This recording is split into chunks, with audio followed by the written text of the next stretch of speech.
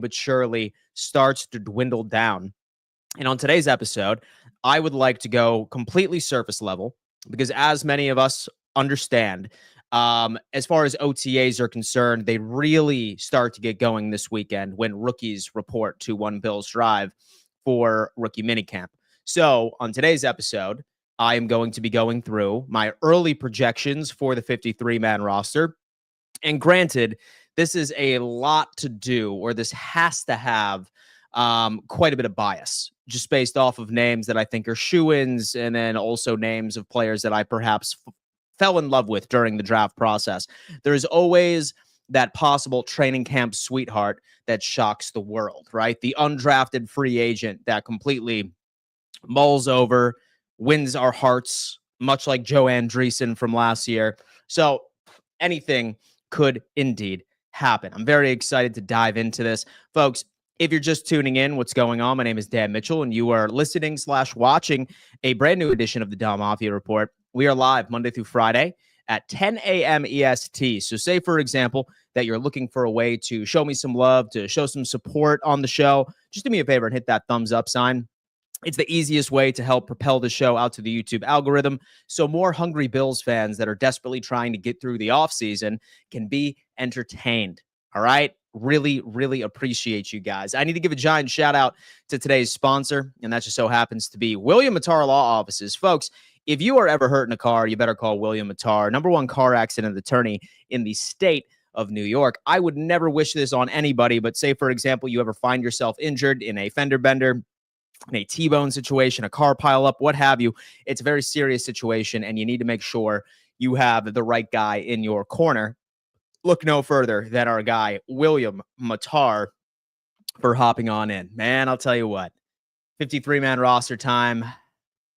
It's time for speculation. It's beautiful. So I am going to present to you what I think the Buffalo Bills roster is going to look like by week 1. As always, please engage within the chat. As many of you know, I structure my shows where I speak for the first 15 to 20 minutes on the topic at hand, and then directly afterwards, the remainder of the show is me engaging with my live chat. All right, guys, smash that like button. Let's get into it. Starting off with the quarterbacks, it's just going to be 2 quarterbacks so far this year. I still think Mike White is going to be the gentleman that is reigning over our practice squad. We did, interestingly enough, bring in the quarterback from Canada out of Laurier. I completely forget his name, but I had the luxury of seeing him play at the Senior Bowl. I thought he did pretty well. But as far as 53-man roster, I think this is the easiest thing. It's going to be Josh Allen, and then QB2 is going to be Mitchell Trubisky. Now, sometimes I run across some fans that really put an extra level of weight on who our QB2 is.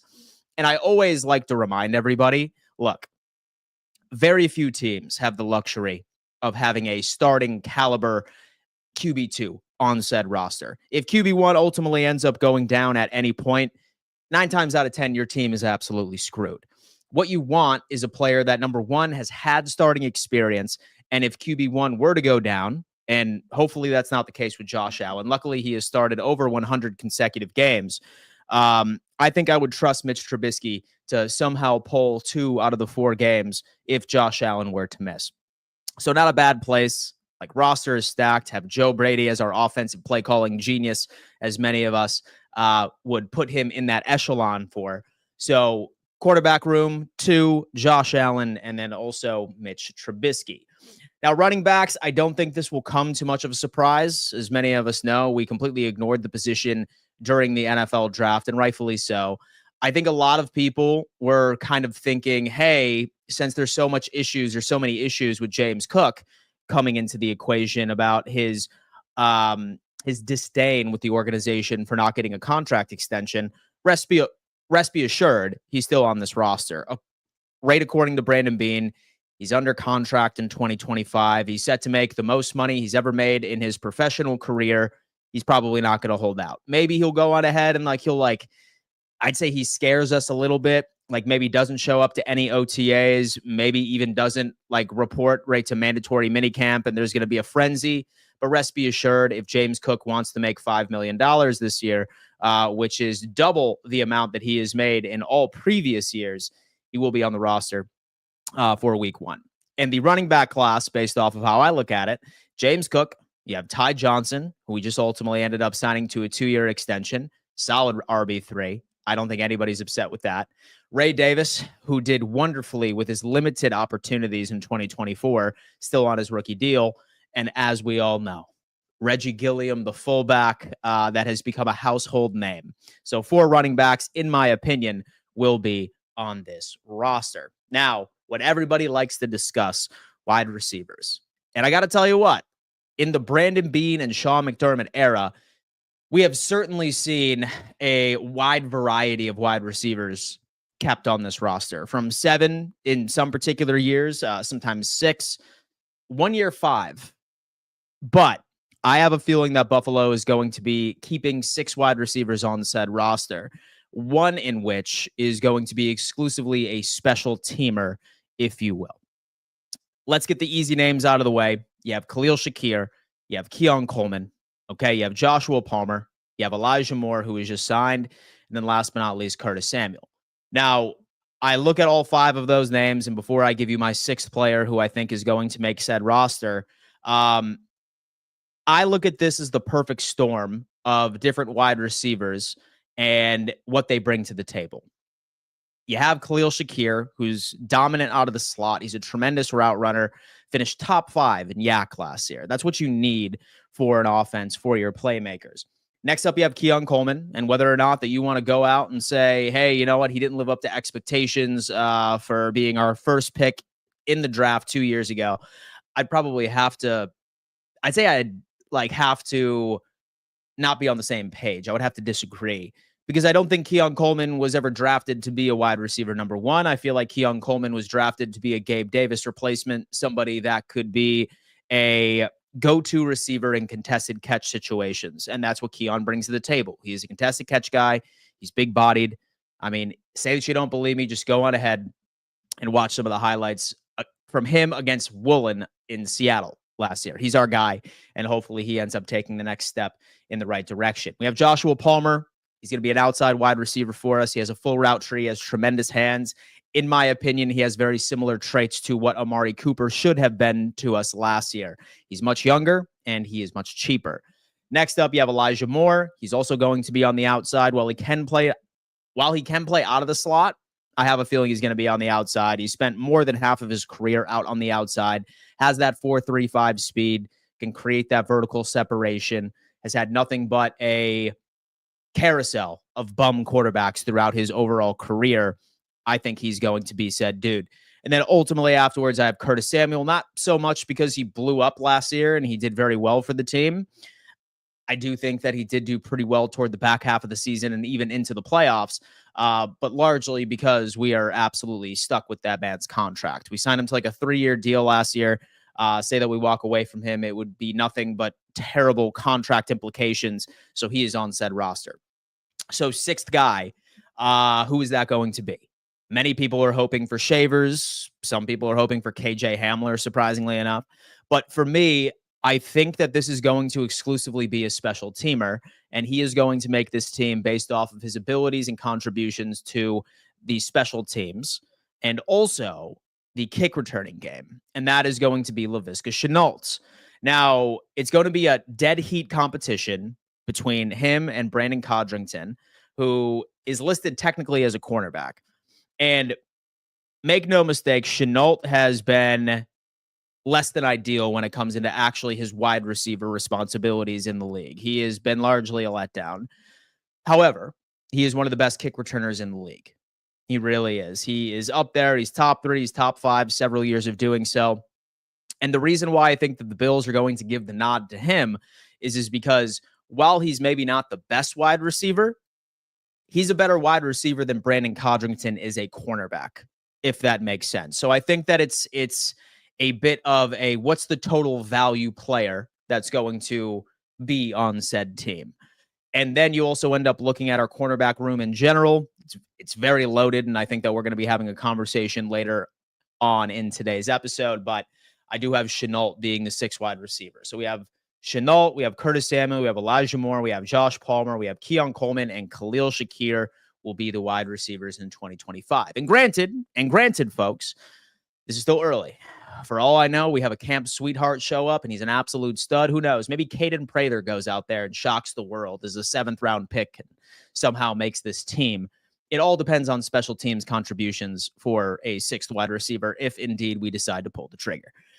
Next up, we have tight ends. I think that this is pretty clear. I feel like the vast majority of us are on the same page. It's got to be Dalton Kincaid. Once again, it's going to be Dawson Knox. And then it's going to be a competition between Jackson Hawes, the rookie in which that we drafted in the 5th round this year.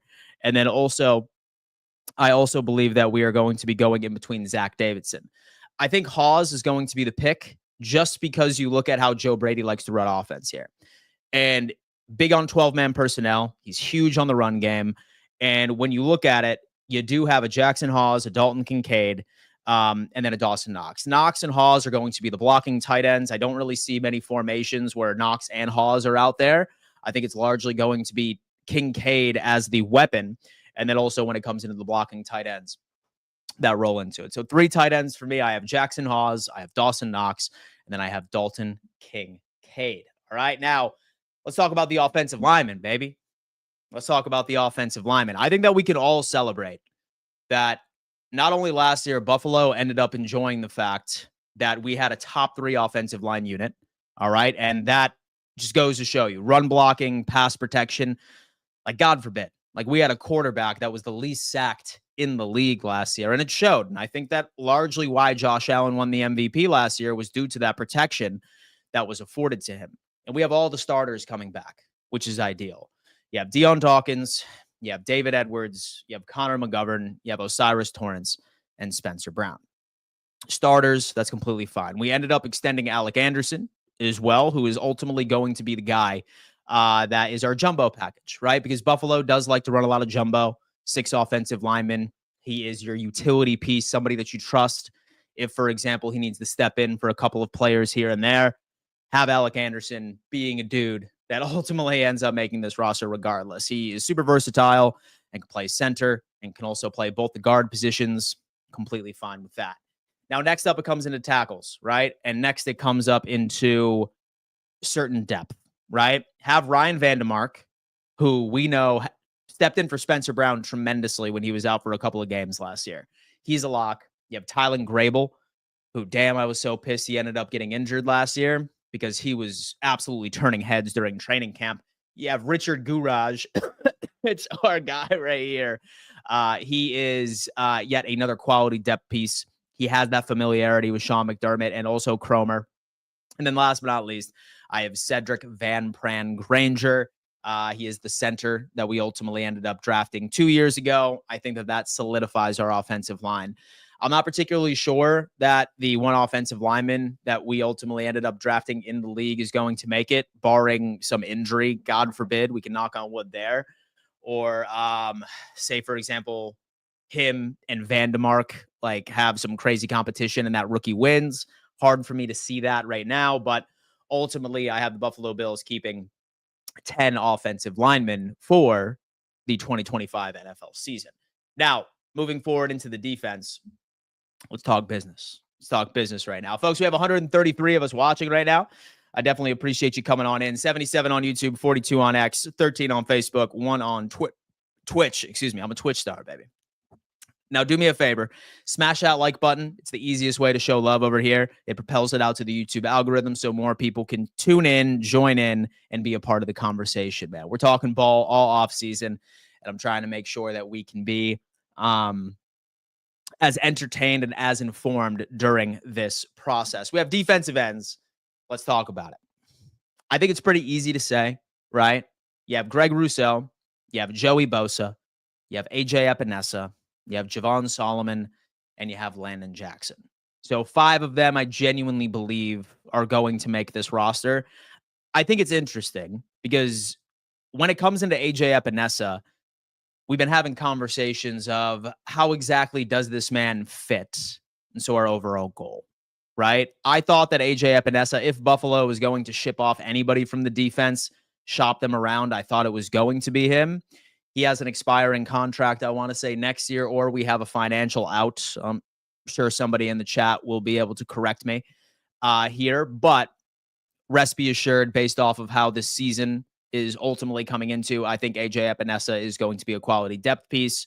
Look for Greg Rousseau and also look for Joey Bosa to be the main edge rushers. And I also have quite a bit of confidence that Landon Jackson can sort of take that step as his rookie season. He's not going to be anywhere close to his ceiling, but I think that the pick is going to pay dividends eventually. So 5 defensive ends. We have defensive tackles next up. Ed Oliver, you have TJ Sanders, you have Dwayne Carter, you have Deion Walker, and then the 5th guy would be Zion Laug, probably, like, based off of all the defensive tackles we basically have on this team already. I think largely, so when you look at all of this, I think that how it's going to be looking up is that Zion Laug is more than likely going to be a guy that would just be a placeholder for the beginning of the season. Because remember, you have Larry Ogunjobi and Michael Hoyt as well that are currently suspended for 6 games. So Zion Laug, when I look at the defensive tackle side of things, he could potentially be replaced with Ogunjobi once he is all said and done. And then maybe with AJ Epinesa, like maybe we end up shopping him once Michael Hoyt is available, right? Like maybe we end up listing him as an edge rusher, something along those lines. Maybe that's when we shop him around during the trade deadline. But rest be assured, I think Michael Hoyt and Ogunjobi will be placed on this 53-man roster once they serve their overall suspension. I think it's all up to us to determine who exactly that is going to be. What player is that going to be? So that so far is the defensive line in which that I see. I see 10. I see 5 defensive ends. I see 5 defensive tackles. I could see a world where we ultimately end up going with 11, but that is just another speculation. Linebackers, got to tell you what, it's interesting for me. And the good thing is, right, because this was something that I feel a lot of Bills Mafia was kind of like scratching their heads, being like, why did we not go for linebacker depth? I think a lot of it had to do with the fact that this Bills team runs nickel, and we typically only have 2 linebackers out on the field at any given point for the vast majority of the snaps. So depth wasn't necessarily much of an issue. But 5 guys I do have making this roster. I have Terrell Bernard, Matt Milano, obviously, then Dorian Williams, who is the first man up. Say, for example, one of those 2 ends up going down. You have Joe Andreessen, and then last but not least, you have Ulofoshio, who surprisingly enough is a massive special teams contributor. I think that's largely going to be his main responsibility on this team, barring some absolute catastrophe in the injury department. But I think 5 is kind of where we're at. I specifically do understand where people are coming from here, but God forbid, knock on wood, God forbid, knock on wood, that Bernard and or Milano or both of them somehow end up going down and like we miss a couple of games. I don't really like what our depth has in the coverage department. And Sean McDermott loves his coverage linebackers. I'm not so much impressed with a lot of the chops that we have from Williams, Andreessen, and Ulofoshio. But let's go ahead and hope and pray that that is not the case. I wish that we would have, I don't know, like found a linebacker, perhaps an undrafted free agent may be able to answer the call if necessary. But as long as Bernard and Milano stay healthy, which unfortunately they haven't been able to prove that they could, maybe things will look out that way. Next up, damn. We have 6 cornerbacks. And this is going to be tough, man, because we ended up addressing this defense heavily, specifically defensive line, and then also the cornerback position, both in the draft and then also in free agency. So I'm looking at all of this right now, and this is how I sort of feel that this is going to look. I think we look at 6. And number 1 is obviously Taron Johnson. He's one of the most slept-on slot corners in the NFL. That's clear. He's going to be on the field, and I could probably even make an argument that he is the second best player on this defense right now. Second best, right? Second to, of course, Christian Benford, who is obviously second cornerback. Next up, you have Max Harrison. And those first 3 names, I think, are going to be the glorified starters. You have Benford and Harrison on the outside. You have Taron out of the slot. And then we get into depth, right? Who are these players going to be? So I think it's going to be Tre'Davious White. He is largely going to be the next man up as far as depth is concerned. And it sucked that he went down with the injuries when he did while he was in Buffalo. But luckily, we are not asking him to be what he used to be in Buffalo. We are not asking him to be the lockdown starting cornerback on this team. And based off of the tape that we were able to see from him toward the back half of the season in Baltimore was surprisingly Trey White-esque. It gave hints of, oh my God, is he back? At least to a certain extent. I'm fine with Trey White making this team as a quality depth player. And so I still think that he has a little bit left to give right within this NFL. And I'm so glad that he's back home. So quality depth. Then next up, I have Jordan Hancock. In my opinion, I think that the competition is going to be between him, Cam Lewis, and it's either going to be him or Cam Lewis, right? Because Cam Lewis is largely our utility secondary player, somebody that can play safety, somebody that has played safety for this team, somebody that does play slot corner when Taron Johnson is down. I just have a feeling that Jordan Hancock is going to win, right? Like his tape from Ohio State was absolutely electric. He makes plays. He has great ball skills. He has solid speed. I have a feeling that Jordan Hancock is the new Cam Lewis for this team. And then the sixth spot is largely a massive debate. It's going to be Dorian Strong, and it is going to be between Dane Jackson.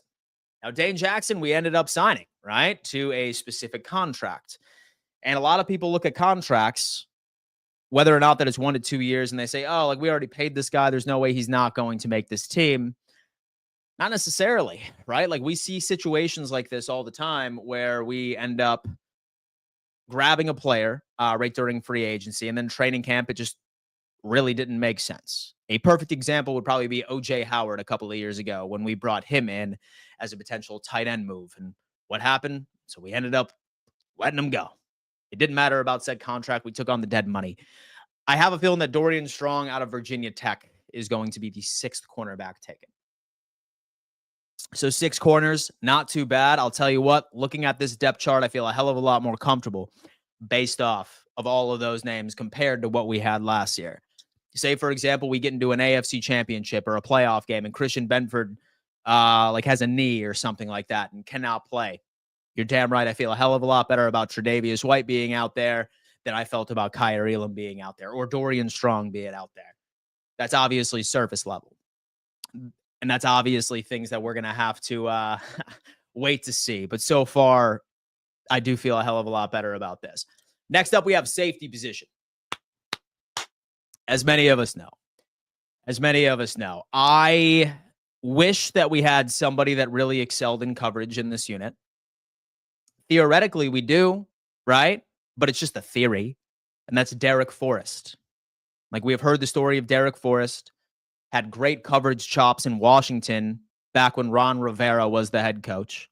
Then Dan Quinn took over, and then he never really implemented him into the offense. Maybe he just didn't really feel comfortable with his progression through his injury recovery. I'm not so much sure, but I feel very comfortable about that specific player being our coverage guy. Next up, you have Damar Hamlin, who did end up signing a year. And I feel like Damar Hamlin just gets like some really corny hate. And so around here, like we act like he's like the worst safety rate of all time, but rest be assured he's a depth player, right? Like he's a quality depth player for this team, man. He really, really is. He's not elite. Like he doesn't deserve to be in a Pro Bowl or like some of the All-Pro honors or anything like that. But as far as him going out there and being a solid contributor, like somebody that can actually go out and make plays from time to time. He's average in coverage. He's above average in run defense. Not a bad depth player. And then obviously we have our 2 starters in Cole Bishop and Taylor Rapp. Now, I think the biggest question here, folks, is who is going to be the starting safety tandem. Toward the back half of the season, we had Cole Bishop and Taylor Rapp. Technically, both of them are strong safeties. So if that's the case, I really hope one of them ends up upping their coverage chops. Somebody's athletic enough that can bring something like that to the table. I think that based off of the acquisitions we selected in the draft and also in free agency, I think it's pointing to that direction that we may be going with 2 strong safeties as the safety tandem this year, all because of the Max Harrison pick. Like that dude runs a 4.39, right? Like a 4.35. He's fast as hell. Fast dude. He's going to be able to cover a lot of ground. So whether or not Buffalo feels comfortable, it's like, yeah, like you have Cole Bishop, you have Taylor Rapp. Like, yeah, like they're not the best in coverage, but thank God we have the fastest kid out of the 2025 NFL draft class that can cover additional ground if absolutely necessary. But that's kind of my thought process. Maybe Derek Forrest shocks the world and he ultimately ends up taking it in. And the starting safety tandem is Cole Bishop and Derek Forrest, or maybe Rapp and Derek Forrest. I don't know. I think that we're going to have to wait for training camp to get those answers. But surface level, where I'm at, where I'm sitting right now, the two starting safeties for this team is going to be Cole Bishop and Taylor Rapp, whether or not that I feel comfortable or not. Moving on, we have special teams. I think this is pretty solid. So you have Tyler Bass as the kicker. You have Jake C. So got it. Hold up. Reed Ferguson and the Camarda. Jake Camarda, punter for the special teams overall operation. Here's the thing about punter, right? Yes, I do feel like we ended up dropping the ball and having some questionable punters on this roster for the past couple of years. But really how I look at this is that this Buffalo Bills team was best in the league for points scored, solid in advanced metrics offensively. And like it or not, this Bills team does not punt the ball too often. And luckily enough, this new punter that we're bringing in with the Camarada, I'm definitely going to get this last name. He was top 3 in several metrics, right? So is what it is. But folks, that's going to have to be it. My 53-man roster projection. This is the point of the show where I ultimately end up transitioning over to the live chat. Guys, I try to make sure that the rewatch of this show on YouTube and anybody that is listening on Spotify and or Apple Podcasts have a very clean experience. So say, for example, that you have a question and or a statement, please do me a favor and label it appropriately so I could easily decipher between the two. Anyway, I am going to go on ahead, transition over to the chat, see exactly what people have to say. Smash that like button on your way in, subscribe, and turn on them bell notifications. And let's get into it, man. Let's talk about that. I don't know if it's an unpopular opinion, but I don't know why no one is talking about Forrest. He's going to be a baller, in my opinion. So I feel like he's like a high ceiling. He has a lot of question marks of whether or not that his one solid season in coverage specifically can translate after 3 years removed. I want to say, based off of previous videos, and research is not top of mind because it's been a while since I've discussed this guy, I want to say his last breakout season was 2022, right? Then he started playing very well in 2023. He got injured, missed out on that year. He came back in 2024 when Dan Quinn took over, was not implemented. So we haven't seen a crazy season from this guy since 2022, and largely not very much his fault. I am also very high on him, but now it's just the theory. It's just the speculation. Hopefully this is not so a drop in the pan, and this is not just an individual explanation. And he can be that guy because his upside is there. But now I think that we just need to see how training camp comes into it. And I also need to see how the preseason does as well. We have Albert coming in with a question. Thank you so much. Hey, Dan, and do you know why we didn't get a safety? I don't want Cole to just inherit the position. He should fight for it. Maybe the Ohio CB, we can play at safety. So I think Buffalo probably just has a lot of confidence in some of the depth pieces that they brought in, specifically that gentleman we were just talking about. That's Derek Forrest. Maybe that's like the sort of overall thought process. Now, like it or not, most NFL organizations are kind of looking at safety the exact same way that they look at running back, right?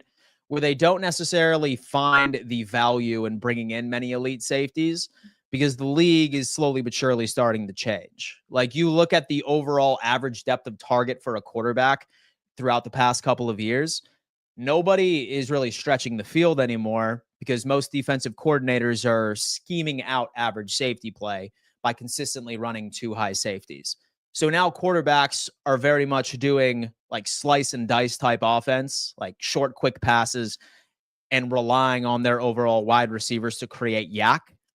So what a lot of teams are trying to do is they are just putting out two strong safeties out there that are maybe okay in coverage, but really what they want are two guys that can run downhill and make tackles, because that's how the league is sort of evolved. And granted, I do think that the NFL ends up going through cycles. In 5 to 10 years, who knows? Maybe the NFL goes back into the ground and pound, and then maybe they end up going back to the air raid attack. But based off of, like, I'd say the 2019 and 2020 year, I feel like a lot of defensive coordinators were just like, all right, this is getting ridiculous. Like, we're just running two high safeties from now on, and we're going to force the quarterback to shorten his game. So that's kind of my thought process. Hopefully Derek Forrest could be that dude. We will see. Dang, Dan. And people got the Bills ranked low. 2 years, my guess was Josh goes crazy for MVP in 2024, and then 2025 is their year. Last year was a soft rebuild, and not bad for a soft rebuild, especially since we ultimately end up making the AFC Championship. I'm feeling that.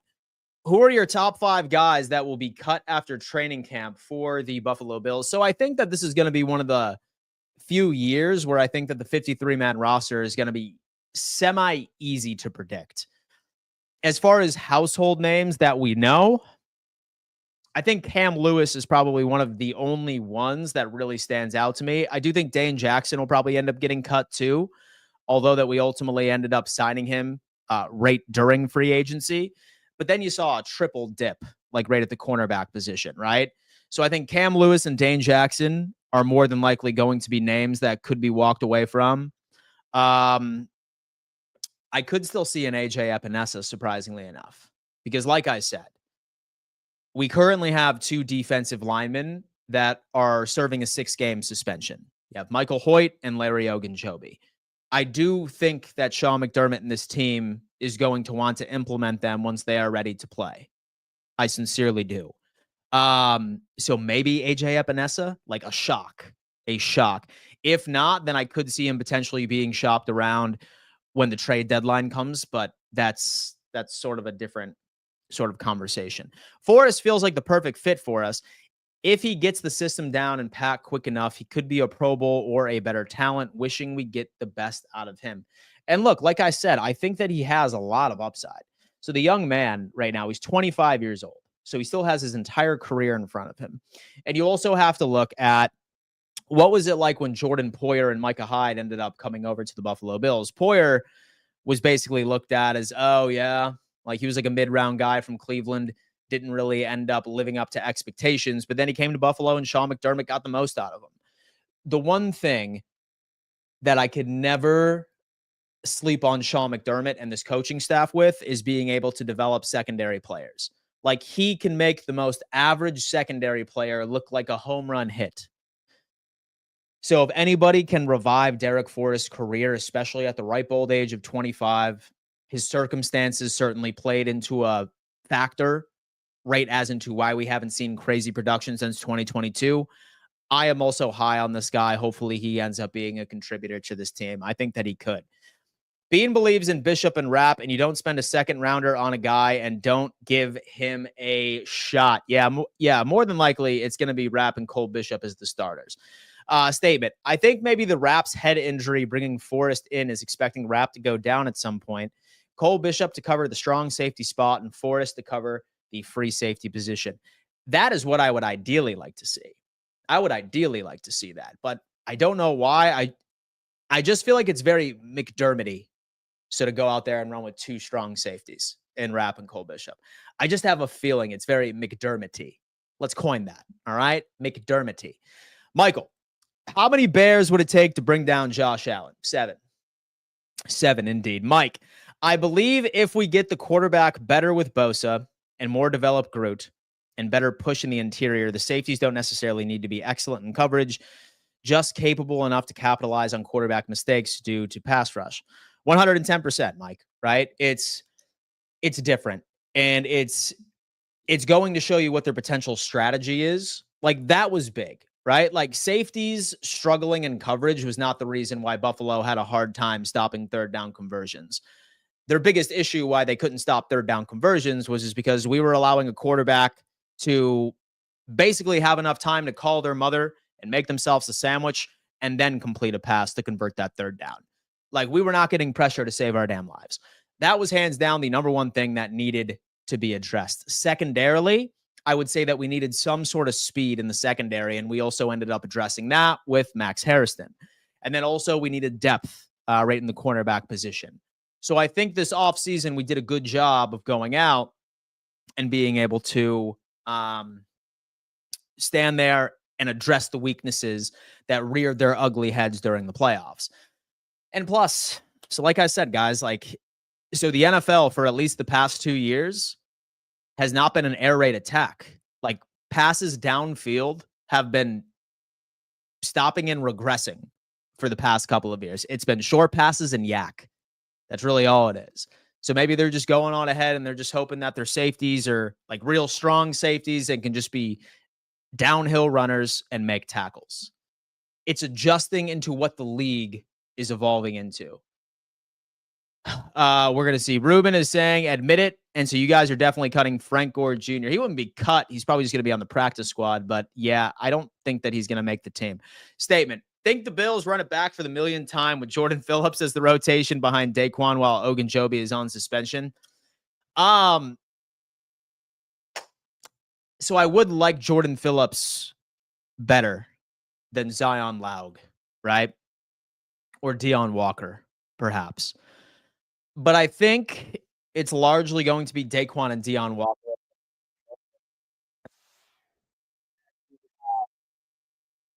Like, main rotational pieces. Say that there's some sort of injury in training camp, then I could see a world where they could potentially do it, but that's an entire different conversation. Great point on the safeties. Yeah.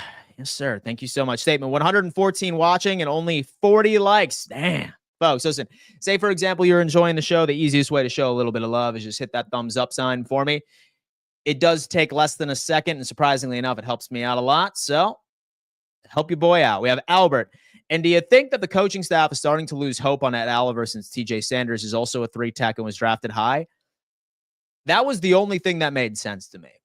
Like, that was the only way that made sense to me, because I thought going into the draft that a 1-tech defensive tackle, a defensive tackle that would be behind Daquan Jones, since Daquan is off of this team next year. This is his final year of said contract. I very much thought that we were going to go with a 1-tech first and then pick up a developmental guy as a 3-tech later. Yes, I understand that some people are saying, oh, yeah, like there's going to be many passing downs where, so we see Ed Oliver and TJ Sanders out there at the exact same time. That's not going to be that often, right? Like, what's that going to be? Like 20 to 25% of the snaps, right? So, yes. So I do think that while Ed Oliver is going to be on this team just based off of his contract this year, I think TJ Sanders is kind of giving us a sign that Buffalo might be wanting to eventually move on from Ed next year based off of his contract implications. In fact, I'm kind of curious to check out his contract now. We have Ed Oliver, spot track. I'm actually curious to see what this looks like for the young man. Yeah, like we have a potential out next season.